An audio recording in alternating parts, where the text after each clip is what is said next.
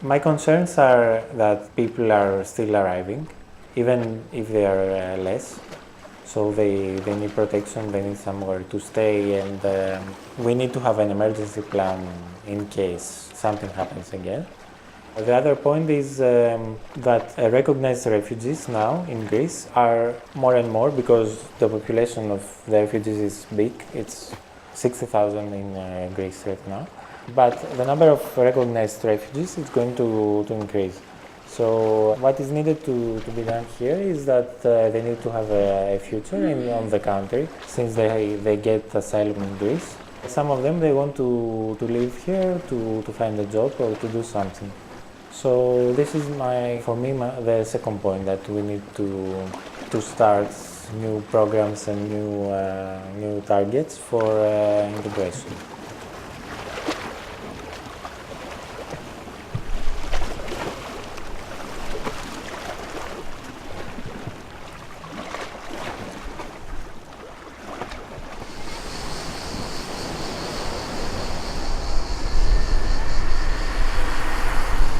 Let's say that before 2015, there was not a lot of help for refugees. Of course, they could ask for asylum again, but after 2015, because of the big influx of refugees, the international organizations, they decided to start a lot of programs in Greece. They started emergency programs on the islands. Then, after some months, they started accommodation programs in mainland, because the target for 2017 is to put most of the people in urban areas. But the Greek state doesn't have a lot of experience. Of course, now in Greece there is a special ministry for immigration. But again, we don't have experience to face this, and I don't think we have experience to face another crisis. And also, we don't have programs of integration, even for the immigrants. This is a big problem, at least for the last 20 years.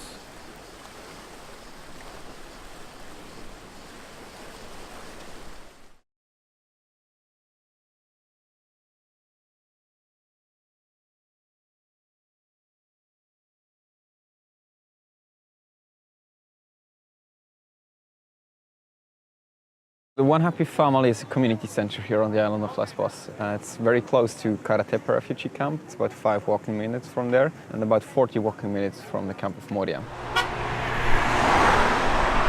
We realized as well that from the stories that people told us that they're very bored inside the camps, that they're frustrated because of all the situation, that there is no place where they can go and just kind of feel normal, calm down, relax, and stuff like that. And also be active themselves. So they're not allowed to do anything in the camps. They've got some activities, especially in Camp Karatepe, but in Moria only very, very few. So they're kind of just sitting around in the camps every day, or going to Mytilene, to the city, and then walking back again, and like nothing to do for them. And the people also, the situation is very bad because the people are in these camps, in this bad situation and this inhuman situation since months and years. Like the most I heard was 1 year and 8 months, which the people are living here on Lesvos and not able to go away from the island. The idea was to create this community center not only for the people, but with them together. So include them, include the professionals which are living in these camps, which are stuck on the island, including them in the building process, and after it's also in running the project. That they can use their skill to improve their own situation and the situation for the others. After 4 or 5 weeks, we had already about 40 people coming to help us with the building process. It was indoor designers, painters, carpenters, electricians, metal workers, and just people which wanted to do something, which just jumped in and helped everywhere where help was needed. We try to focus on a good mixture of volunteers. At the moment we've got quite a lot of volunteers, foreign volunteers or European volunteers, because it's summertime, so it's holiday time. And but we also have around, I guess with the teacher all included, we've got about 40 people which are living in the camps and are helping us in different parts of the projects. Some are running the storage and organizing the storage, some are running the boutique, the coffee shop, helping in the kitchen, some are teachers, different things. And some projects are also fully run by the people from the camps itself. One of the most important things is the school, the education center we have, because the teaching is mostly done by the people from the camps. Then we've got a kitchen where we're serving about 300 to 400 meals per day, a coffee shop, a tailor shop, a barber shop, a mini market where the people can get hygienic items, a boutique where the people can go and choose their clothes. They can actually go inside and it's built up like a normal boutique in 2 big tents where the people can go inside and choose the stuff they need. They can try it in the changing room, etc. I've got a little kid space, which is building a women's safe space as well at the moment. And outdoor we've got a gym, which is quite new, but running very good. And then also a little music project. Like we've got a lot of instruments which we received as a donation.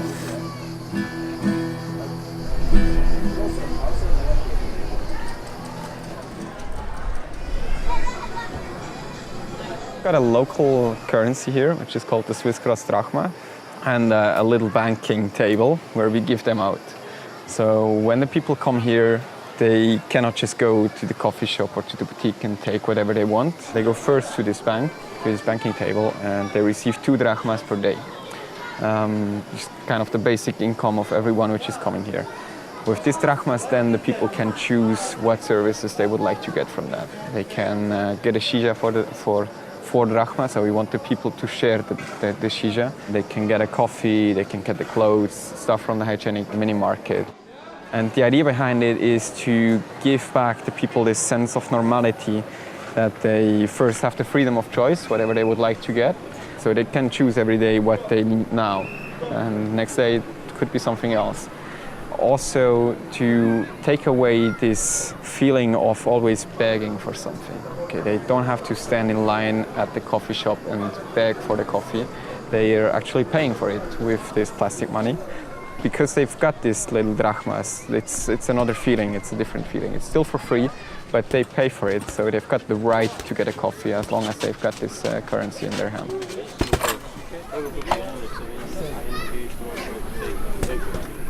When we came here to build up this community center, the idea was to decompress Moria. We're still in this mood of that we want to fill the gap here. And we see that there is a huge gap of activities for the people and of a place where they can feel normal, treated on the same level, feel respected, and just having a safe and calm and beautiful environment. As soon as we see that this is not that much needed anymore, we'll do something else, probably. But at the moment, it doesn't look like this will change in the near future. So we've got definitely the plan to stay here. What we will do now and very soon is prepare for winter time, to isolate the building, also to have more winter clothes here and things to give out to the people, which they will need during winter, because last winter was just a full mess. People died in Moria because there was not enough planning made for the winter before. There were not enough blankets, not enough jackets, not enough sleeping bags, etc. We believe that again, the authorities and the responsible NGOs from the camps will not be prepared for winter, as it was the last years as well.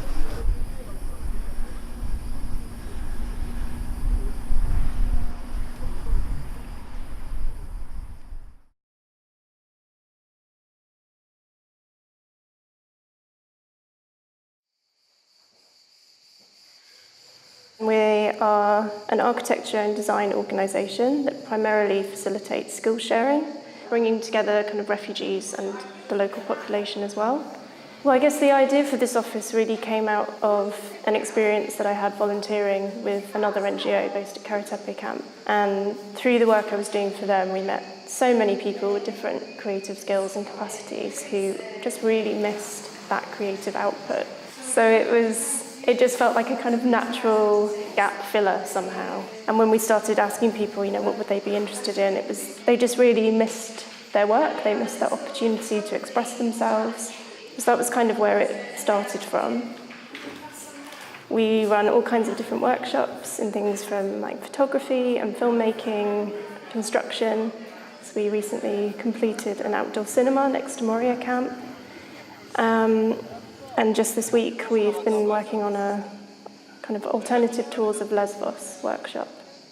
I think a big aspect of it is having an alternative to the normal day-to-day life where people are only interested in how vulnerable you are, what your story is, how you crossed. They're interested in your situation, they're not interested in who you are. First and foremost, we're very future-focused. We never ask anyone what the backstory is or even where they're from, really.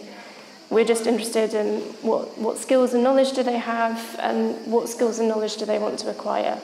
And I think through that process, people open up quite quickly about what they want to do and what they used to do, and suddenly there's this kind of alternative framing of who they are and how they could be in the future.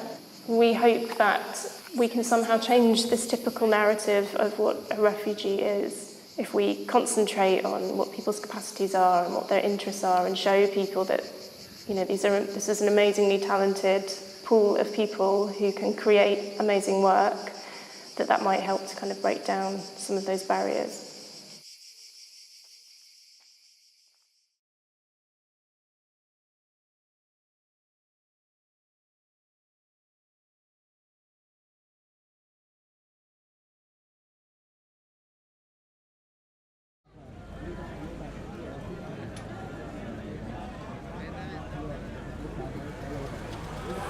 40 days ago, a group of refugees who had been illicitly imprisoned without trial and without being accused of a crime in Moria detention centre while they waited for their appeals to be heard on their cases, decided to start a hunger strike, demanding their freedom.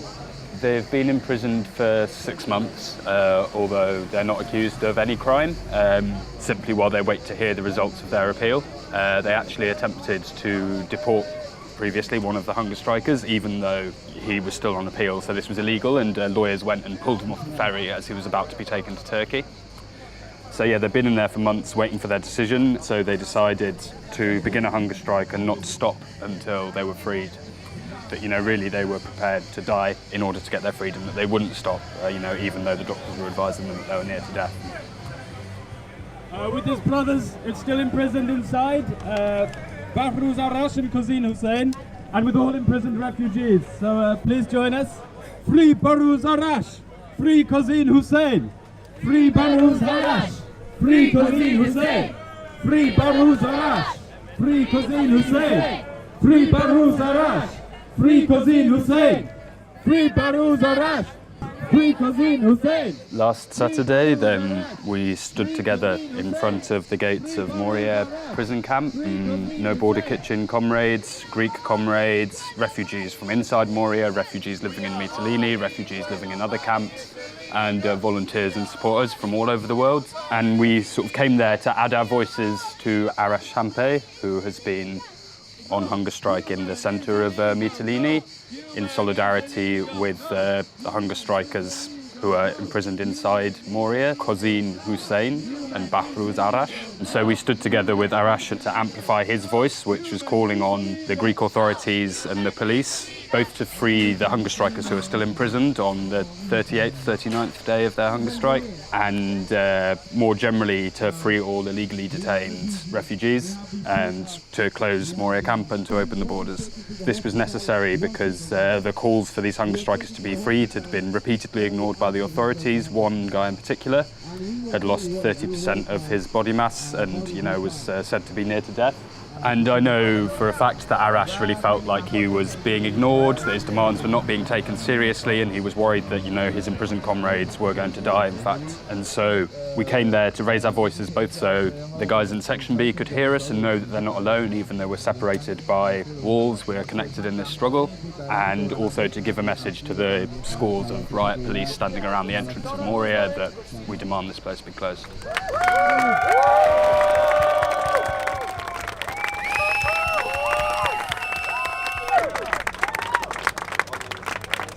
We would like to send a message to the EU, to the Greek government and to the Greek police. The police entered into the camp They roamed through it, they beat people, they threw them to the ground, they pelted them with rocks, they struck them with their batons, they dragged pregnant women out of their ISO boxes.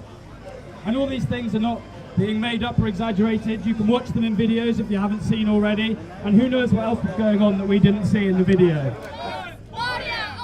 3 days after the demonstration, we received the beautiful news that Hossein Hussein and Bahruz Arash, the 2 remaining imprisoned hunger strikers, had been released on compassionate medical grounds. So Arash will now stop his own hunger strike, and this has been a very difficult thing for him and for all those around him, to feel so powerless and ignored and to punish your own body because there's no one else there to attack. It's just this faceless order regime.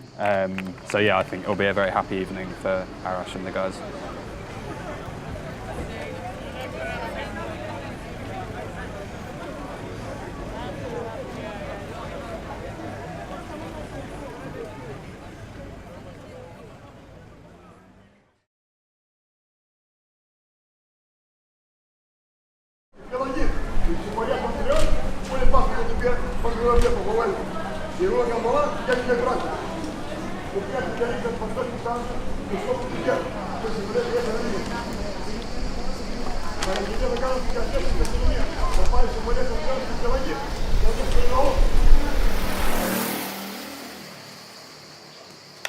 So we can't be sure about what is going to happen in the future. So we need to be prepared for a crisis. So if we have an increased number of refugees arriving now, I don't think we're ready to face this. Because now the target is accommodation and better conditions and integration. So if we have a new crisis, we need to change again. The funding, for example, is exactly for what is happening now, and for the numbers that we know and for the arrivals that we have. So if we have a big influx again, it will be impossible to face it with this program. We need to change plans again.